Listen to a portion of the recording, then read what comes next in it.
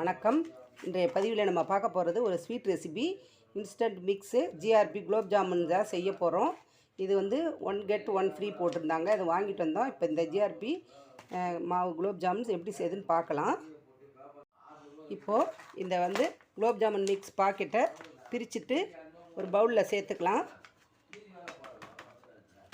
பாருங்கள், நல்லா gulab jamun mix powder. இப்போ இதை வந்து நம்ம பால் ஊற்றி கொஞ்சம் கொஞ்சமாக பிசைஞ்சிக்கலாம். இப்போது இதை நம்ம நல்லா பொலன்னு உதிரியாக ஆக்கிக்கலாம்.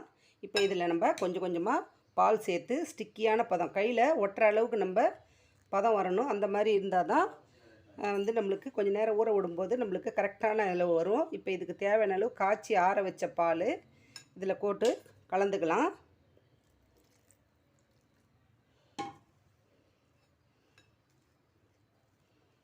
இதெல்லாம் பிசைஞ்சிட்டு பார்க்கலாம்.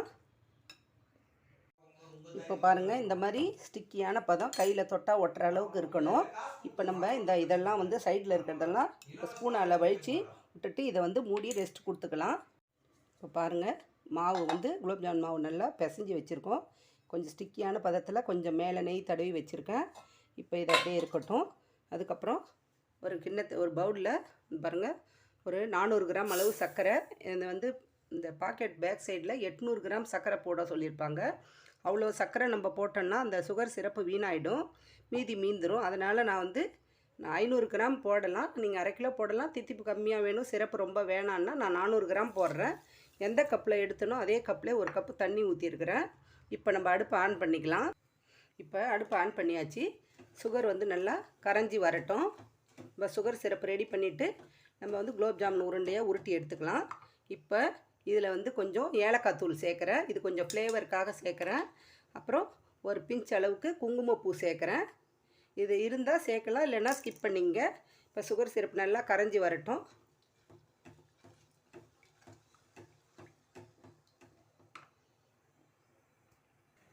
இப்போ இந்த மாவு கொஞ்சம் கொஞ்சமாக நம்ம தேவையான சைஸுக்கு எடுத்துட்டு உள்ளங்கையை வச்சு நல்லா ப்ரெஸ் பண்ணி இந்த மாதிரி உருண்டைகளாக உருட்டி எடுத்துக்கலாம். நம்மளுக்கு எந்த அளவு வேணுமோ அந்த அளவு சைஸும் ஷேப்பு வந்து சிலிண்டர் சைஸோ எப்படியோ நம்ம இந்த அளவுக்கு உருட்டி எடுத்துக்கலாம். இதே மாதிரி எல்லா மாவும் உருட்டிட்டு பார்க்கலாம்.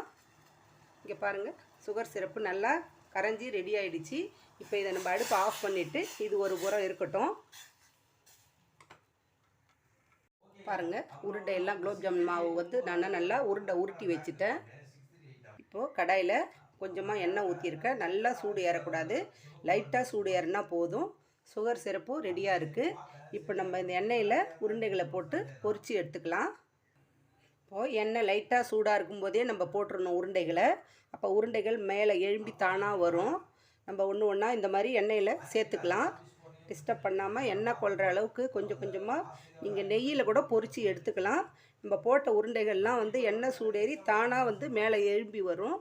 அந்த ஸ்டேஜுக்கு போது தான் நம்ம வந்து கரண்டிகளால் விடணும். ஜல்லியாலேயோ ஸ்டிக்காலேயோ நம்ம வந்து உருண்டையை திருப்பி விடணும். இது வரைக்கும் இப்போ பாருங்கள், இந்த ஸ்டேஜ் தான் கரெக்டான ஸ்டேஜ். இப்படி தான் நம்ம குலோப் ஜாமுன் பொரித்து எடுக்கணும்.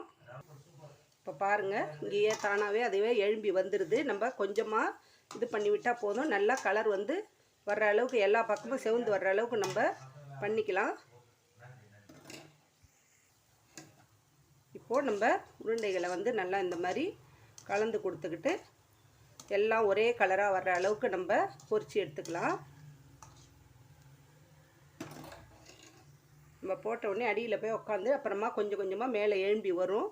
இப்போ பாருங்கள், கரெக்டாக இருக்குது. இப்போ நம்ம வந்து இது மாதிரி ஒரு கரண்டி வச்சுக்கிட்டு நம்ம இதை படி பண்ணோன்னாக்கா எல்லா பக்கமும் நல்லா சுழண்டு ஒரே மாதிரி வரும், கலர் வரும். அப்போ நம்ம எடுத்துக்கலாம்.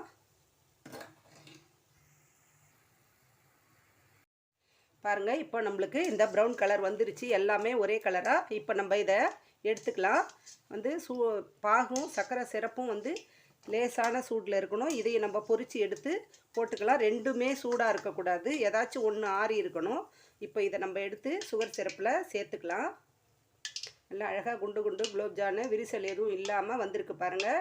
இதே மாதிரி இந்த ஸ்டிக்கியான பதத்துக்கு நீங்கள் மாவு பிசைஞ்சிங்கன்னா கரெக்டாக இருக்கும் உங்களுக்கு. புதுசாக செய்கிறவங்க கூட பிகினர்ஸுக்கு கூட ஈஸியாக வரும். இப்போ இதை எடுத்து நம்ம இந்த சுகர் சிரப்பில் சேர்த்துடலாம். இதே மாதிரி அடுத்த பேட்சை போட்டுக்கிட்டு பார்க்கலாம். பாருங்கள், எல்லா குலோப் ஜாமுனும் நம்ம போட்டு எடுத்தாச்சு. நல்லா சூப்பராக குண்டு குண்டாக விரிசல் எதுவும் இல்லாத குலோப் ஜாமுன் ரெடி ஆகிடுச்சு. கண்டிப்பாக இந்த வீடியோ பிடிச்சிருக்குன்னு நினைக்கிறேன். ட்ரை பண்ணி பாருங்கள். ஃபீட்பேக்கை கமெண்ட்ஸில் சொல்லுங்கள். பிடிச்சிருந்தால் லைக் பண்ணுங்கள், ஷேர் பண்ணுங்கள். கதம்பம் 2.0 சப்ஸ்கிரைப் பண்ணுங்கள். பக்கத்தில் இருக்க பெல் ஐகானை அழுத்துங்க. வாழ்க வளமுடன், நாளும் நலமுடன்.